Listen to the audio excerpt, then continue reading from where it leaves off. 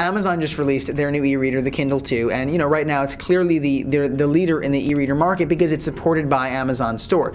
But the Kindle costs about $360, so the $10 a book on average that you're going to be able to get from Amazon doesn't wind up being that much of a savings when you have to put $360 into it right away. Ebooks are really expensive, but the thing that's really important to read an ebook is you need a device, and a lot of the devices are pretty expensive. So unless you already have an iPhone, which they're now putting out applications for ebooks on the iPhone, you really have to invest in something that can cost you $350, $360. So it's not a very economical decision right now.